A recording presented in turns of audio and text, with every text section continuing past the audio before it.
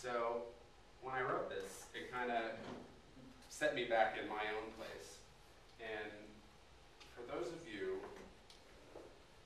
this is what we're going to go with today. Successful people fail more. Does that make sense? Okay. When I came into Richard's classes a few weeks ago and spoke about this seminar, I brought up this metaphor. Okay? That was me at about 5 years old, and then you have me now. When I was growing up, my imagination ran wild. I'm the artist. I love to draw. I love to pretend I have my own business.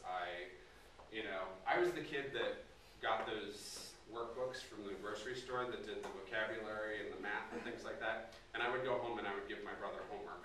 And I would grade it because I wanted to be the teacher. We went with my mother to work with her every single summer. She had her business and raising 2 kids. And, I liked playing Office. And it was a constant thing with me. The imagination of the ideas and who I was at that point never changed to where I am today. The core part of me and the core values and that intelligence and that creativity and the no limitations mentality when we're a child, because a child doesn't understand no until they're told. And they need to be taught and explained why. Okay. And as we go through life, we set these limitations. We put these walls up for ourselves, and we teach ourselves as to why we can't do things sometimes. And that gives us a reason and a justification not to move forward. So I ask you to put yourself in that place of when you were back at that point, when you were that age, as early as you can remember, and the fun that you used to have. Is that fun, is that spark, is that creativity still there? And that's the first thing I would encourage you to look at, because it's definitely worth a second look just for the memories and to be able to reminisce. And if you need to ask other people that knew you at that time, what was I like, go for it. It could be kind of interesting what you get sometimes. But this is really important. So, we have common threads. Every single one of us has gone through our lives, and how many people have had more than 1 job, 2 jobs, 3 jobs, multiple jobs, okay? For myself, I would take a step back and say, okay, I have had a job in every single one of these categories. And there's obviously some jobs in our lives that we took because it was the paycheck. That's not a reason to continue with the job that you know you're going to be miserable with. The 2 on here, now, every single one of these involved people, interaction with people in different degrees. And some of the jobs that we've all had just never really worked out.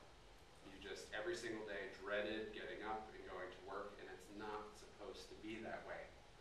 And yet we still do it because of the economy, because of how things are. You've got a family and kids, and yes, by no stretch of the imagination am I saying go tomorrow and quit your jobs and go and do your dream.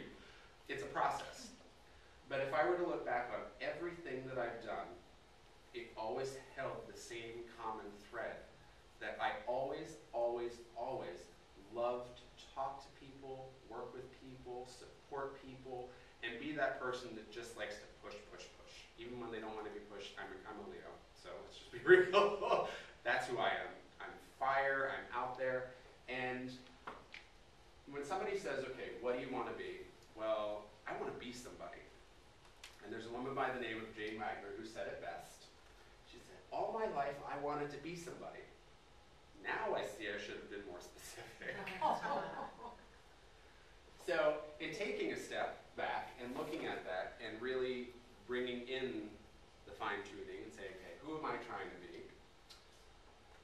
The path continues, knowing that every single day you're developing this, every single day you're becoming somebody else. And if you want to look at statistics, 2011, 2012, for entrepreneurs, the highest rate of success for entrepreneurs were in 2 categories. The number 1 were people that were 44 to 56, and a lot of that attributed to life experience.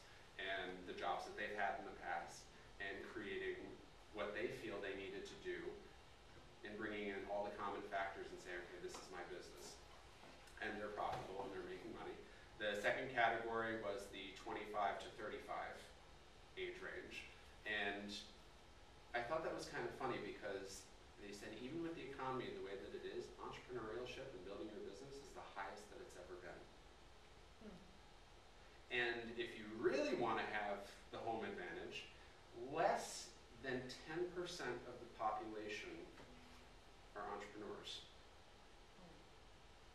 And if you think about that in the grand scheme of how many people there are out there, and how many people want to do their own business, have the patience to do their own business, and are willing to take the steps necessary, not a lot of people are committed to that. They've got the great ideas and the great intentions, and they start something, but then it just kind of fizzles out because the passion isn't there. Everyone wants to work for themselves at some point. It's just, how am I going to do it? And the energy and the drive to keep doing it leaves something to be desired sometimes, and that's the reality. So, the question is, who are you today?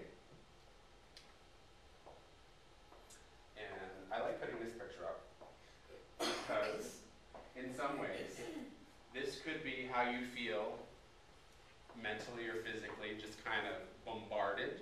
This could actually be your job right now, I'm not really sure.